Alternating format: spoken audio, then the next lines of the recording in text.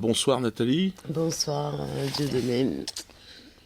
Bon, alors le jugement est tombé, le verdict est tombé ce soir. Oui, j'en sors, tout simplement, je viens d'en sortir. Alors raconte-nous, quel est ce verdict? Alors le verdict, il y a eu 4 accusés qui ont été condamnés à des peines de 4 à 9 ans. Donc il y en a 2 qui sont partis ce soir directement en prison pour 4 ans et 5 ans.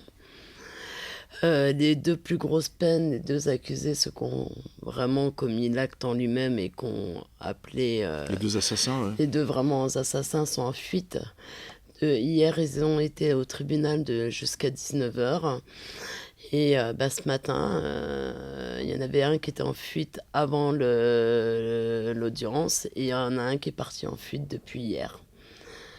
Celui qui a été condamné à 9 ans ferme. C'est le Dan Lampel, c'est ça? Dan Lampel, voilà, tout à fait. Et donc lui, il s'est enfui. Il s'est enfui, oui, tout à fait. Il y a un mandat de recherche internationale. Voilà, il y a un mandat d'arrêt international, oui, contre lui et Dan Salem aussi. D'accord. Voilà. Et c'est quand même complètement incroyable parce que vous aviez demandé, c'est bien ça, qu'il y a un mandat de dépôt au moins. Il y a un mandat de dépôt, et la juge n'a pas voulu me suivre, leur a fait confiance, malgré que déjà ils avaient tenté, Dan Lampel qui a fui aujourd'hui avait tenté de fuir mais il est revenu par rapport à la demande de ses avocats. En plus, il a déjà tenté de fuir. Il a fui déjà en Israël une fois, d'autant plus qu'il était en liberté surveillée. Il avait un contrôle judiciaire. Voilà, et il s'est permis de partir comme bon lui semblait, comme il a fait hier d'ailleurs.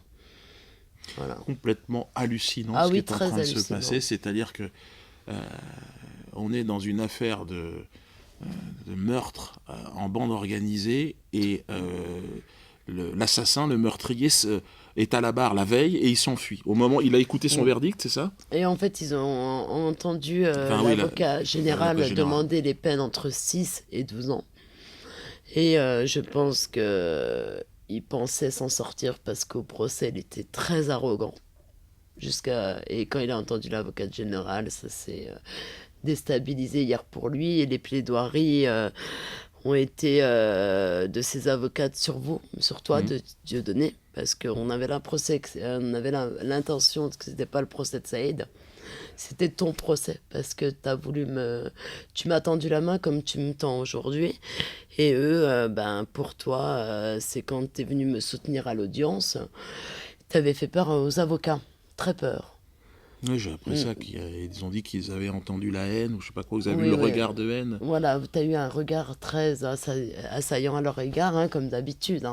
Regard de la haine. Voilà, mais eux...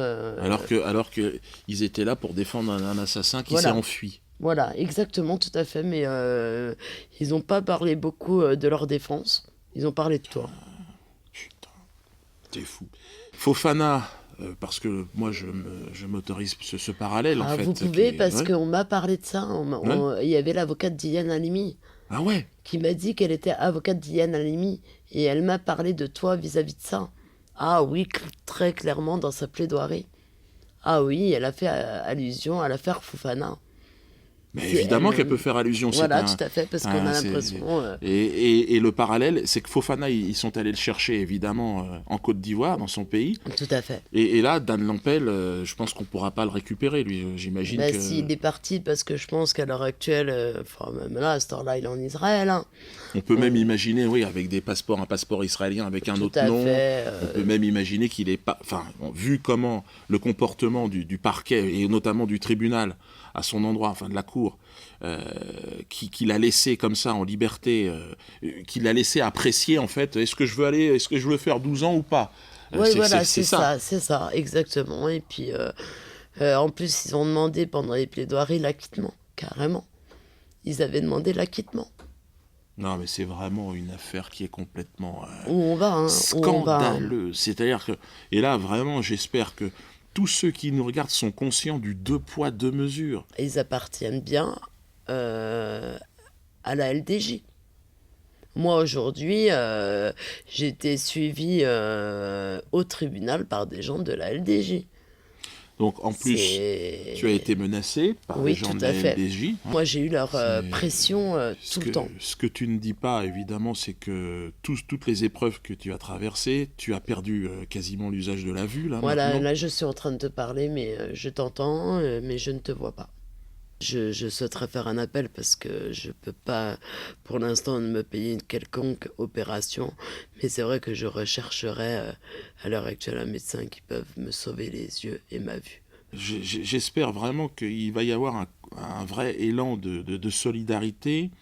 Il faut savoir qu'il y a aujourd'hui en France des individus qui s'amusent avec la justice, qui tuent, des assassins qui tuent, et qui apprécient un jugement, ils l'anticipent et qui décident de partir.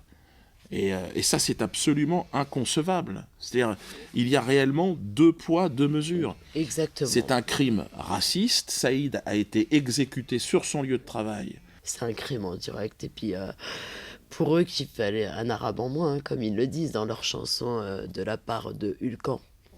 Quand ils disent merguez en moins et que son fils le rejoigne, donc mon fils qui est encore vivant, mais qui n'a plus de papa, se permet de dire qu'il ferait mieux de... Toutes les merguez devraient mourir dans le canal.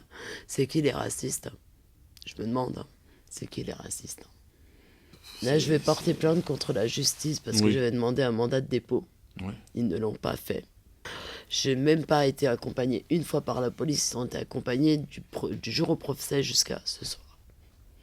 J'ai eu aucune sécurité. Si vous étiez pas là, si les gens qui m'encadrent n'étaient pas là, j'aurais eu aucun soutien et aucune sécurité. Et après, ils se prétendent de se dire qu'est-ce que je fais à côté de Dieudonné. Mais moi, je suis très fier d'être à côté de toi aujourd'hui et je te remercie de me tendre encore la main. Écoute, c'est moi qui est très fier d'être à côté de toi. Je pense que Saïd, là où il est, en tout cas, il doit savoir que il y a quand même sa femme qui est là, puis des hommes qui sont debout et qui comprennent pas.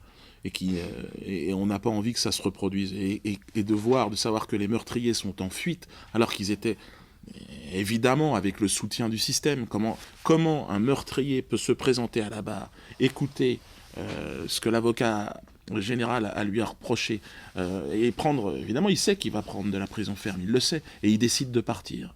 Comment ça se fait? Voilà, libre. Est-ce qu'on a laissé cette chance à Fofana?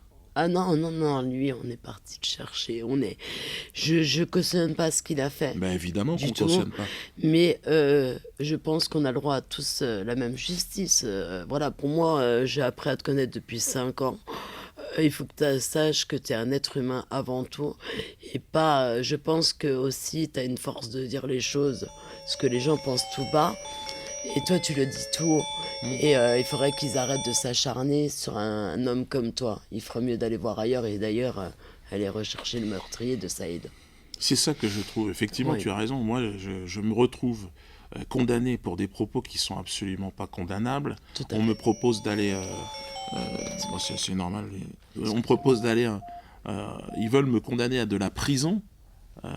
Et des meurtriers aujourd'hui sont laissés libres parce que c'est la volonté aujourd'hui du système et de la justice que de laisser partir, tu leur avais demandé, tu leur avais dit ces gens-là vont s'enfuir. Oui, je leur ai dit à la barre, je sens qu'ils vont s'enfuir. Je leur ai dit. Qu'est-ce que l'idée de faire appel ou qu'est-ce que ça a été Alors, ils vont faire appel eux sûrement. Ils me disent que non. Ils sont venus à côté dire la famille n'a pas de souci, on ne fera pas appel. Parce qu'ils ont peur de prendre plus, je pense. Voilà, les peines, moi, ne sont pas satisfaisantes, mais déjà, on a eu une peine. Ouais. Il y en a 2 la soeur qui dorment en prison. Et j'ai refusé leurs condoléances. Je me croyais au théâtre. Au théâtre. Le gars, il a pleuré, se Dan Lampel, en pleurant des excuses. Et évidemment, après avoir entendu ce que le procureur avait à lui dire, il s'est enfui. Il m'avait promis de ne pas se sauver, que j'avais tout son soutien, qu'il serait là, qu'il accepterait sa peine. Encore un mensonge de plus de leur part, parmi tant d'autres.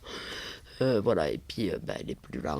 Il n'est plus là. Et là, il n'est pas en France, je ne pense pas. Merci la justice française. Merci. C'est vraiment... Là, on est en confiance. Oui, tout à fait. Ouais. Au lieu d'embêter Monsieur Mbala, Dieudonné, il y a d'autres choses à faire. On m'interdit de jouer, on me dit, je suis montré du doigt comme étant un assassin, un criminel. Oui, tout à fait. Et les véritables criminels, eux, on organise. Vraiment, moi, j'ai un véritable homme et être humain à côté de moi. J'ai pas un criminel, du tout. Du tout. Et puis, je tenais à dire à Madame Ruth, ni Dieudonné, ni moi, on a le sang d'Iliane Halimi sous les mains. On n'accepte pas ce qui lui est arrivé. Pas du tout, on est des êtres humains, nous. Oui, je pense, et c'est bien que tu en parles, et je pense qu'il faut réitérer cette main tendue, oui. Cette main... rencontrez-vous, Madame Halimi, rencontrez Nathalie. Parce que si on veut qu'un jour la paix existe, il faut que justement des femmes comme vous témoignent. On commence par là. Ouais, on commence par là. Se retrouvent. Tu as raison d'en parler. Oui, tout à fait. Et puis même Monsieur Mbala est ouvert au sujet. C'est pas un criminel, c'est pas quelqu'un. C'est quelqu'un de très. Si déjà vous arrivez vous les femmes à vous rassembler dans cette souffrance, ce serait formidable. Tout honneur. Oui. Et puis qu'elles viennent justement là. L'assassin Ruth Halimi, l'assassin du mari de Nathalie, il est en fuite. Il est comme vous, il est juif et il a choisi de partir en Israël. Donc c'est à vous maintenant de dénoncer cette mascarade de justice. Voilà. C'est à vous de vous rapprocher effectivement de Nathalie. Vous avez une responsabilité, Ruth Halimi. Oui, tout à fait. Saisissez-la.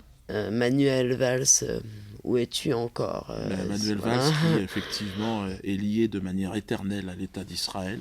Tout à fait. Donc là, on le voit effectivement qu'il est lié de manière éternelle à l'État d'Israël. Mais nous, on n'est pas liés de manière éternelle à l'État d'Israël. Donc, et on ne baissera pas la tête devant lui. Est-ce qu'on a le droit de vivre dans ce pays? Est-ce qu'on a le droit d'avoir une justice la même que celle qu'a obtenue Ilan Halimi? Est-ce qu'on peut avoir... Est-ce que Nathalie a le droit à cette justice? Non. C'est-à-dire qu'évidemment, il y a eu procès. Mais on va exfiltrer vers Israël le meurtrier. Voilà.